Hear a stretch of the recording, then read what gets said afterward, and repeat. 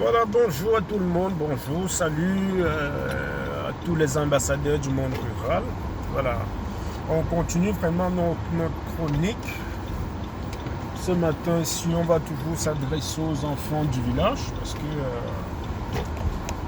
c'est notre devoir en tant qu'enfants du monde rural. Hein. Voilà. En tant que les enfants des familles pauvres, on va le dire, on va nommer les choses telles qu'elles sont. Nous avons quand même le devoir de baliser le chemin pour nos petits frères qui viennent de passer le bac. Donc hier, on parlait de comment réussir lorsqu'on sort d'une famille pauvre. Aujourd'hui, on va évoquer un autre sujet qui est l'orientation académique et professionnelle des enfants issus des familles pauvres.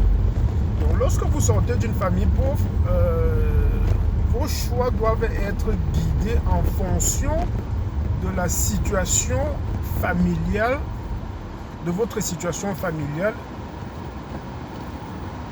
Parce que vous ne pouvez pas faire des choix hasardeux comme un enfant qui sort d'une famille riche, où le père a occupé une fonction et qu'en général c'est toujours parfois la continuité de ce que le papa avait fait.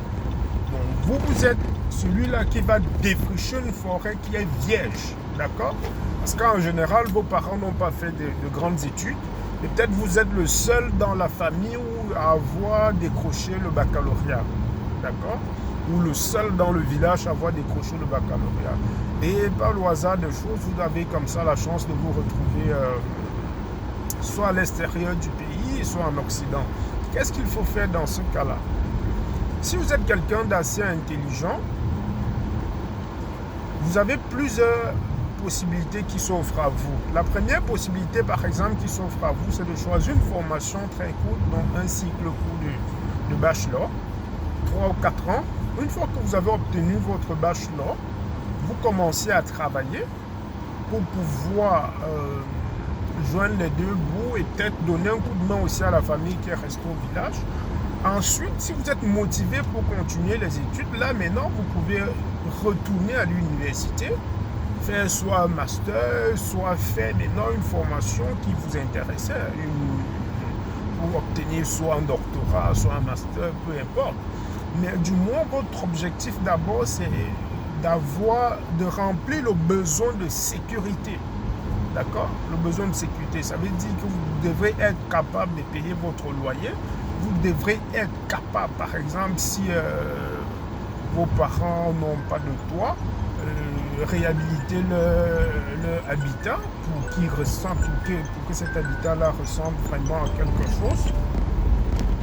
Donc, je pense que dans les formations que moi j'ai vraiment répertoriées ici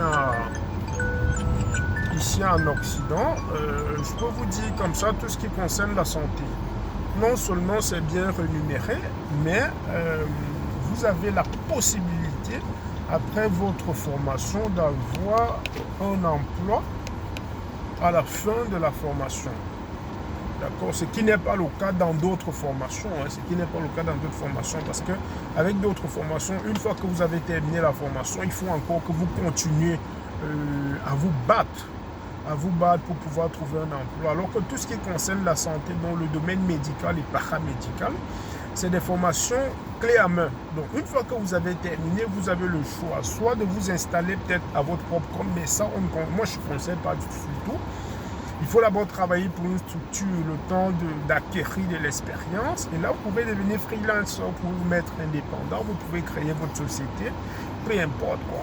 Mais sachez vraiment que lorsqu'on vient d'une famille pauvre, on n'a pas à faire des choix académiques, professionnels hasardeux comme des enfants qui ont le soutien de la famille, qui sortent d'une famille où le père était magistrat, où le père c'était un haut cadre à la fonction publique ou un fonctionnaire autre. Donc vous êtes le pionnier. Et là, vous êtes parfois le parapluie de votre famille. Donc, vous devez porter comme ça cette lourde charge-là pour soutenir la famille. Non seulement avant de soutenir la famille, il faut que vous vous en sortiez vous-même.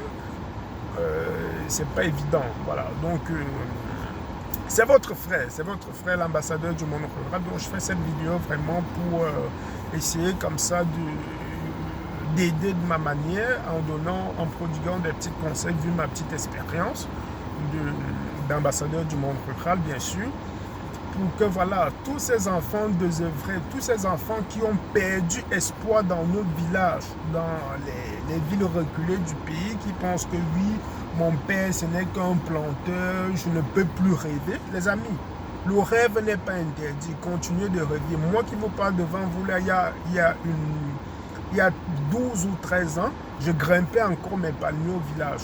Je faisais encore mes plantations au village. Et en même temps, qu'est-ce que je faisais encore? La pêche. Je cueillais le matango, le vin de palme. Pour ceux qui connaissent un peu de l'histoire des Mbamois, là, j'étais un champion. Au village, c'était mon stage de vacances. Donc, mais j'avais un objectif, je croyais à mes rêves. Je pensais que non, on peut partir du village et aller conquérir le monde aussi. Donc, il se frayer son chemin et avoir une place de choix. Donc, cher ambassadeur du village, ne vous découragez pas. Croyez en vos rêves. Croyez en vos rêves. Je fais cette vidéo comme ça là pour vraiment vous motiver, vous dire, voilà votre grand frère. Il y a quelques années, j'étais dans le même travail que vous, j'étais dans les mêmes situations que vous. J'ai essayé les concours, après, j'ai essayé pas mal de choses au pays, mais ce n'était pas possible parce que lorsque tu vas à un concours, même si tu es compétent, on te demande que tu connais qui. Et moi, fatalement, je ne connaissais personne parce que mon papa, qui était un ancien compressé de la Sodecao, il connaît qui? La Sodecao, c'était des agents de l'État, c'était des encadreurs qui partaient encadrer les planteurs pour les aider avec des conseils pour pouvoir bien planter le cacao, qui est une culture coloniale.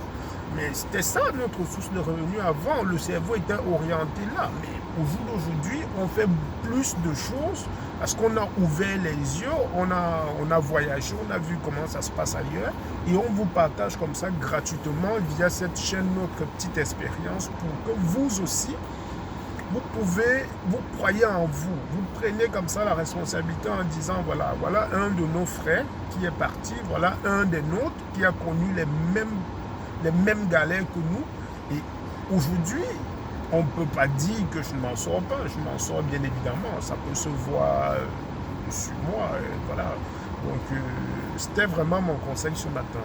Donc, n'hésitez pas. Si vous avez des questions, vous pouvez nous contacter via WhatsApp au 0400, au plus 32 486 2 x 54 76. Donc, plus 32 486 54 54 76 et sur notre numéro orange parce qu'on a aussi une petite structure au pays, plus 237 6 93 65 68 31 et on aura le plaisir comme ça d'étudier votre dossier pour pouvoir vous orienter et vous accompagner si vous êtes vraiment sérieux et que vous remplissiez le questionnaire que nous allons vous soumettre.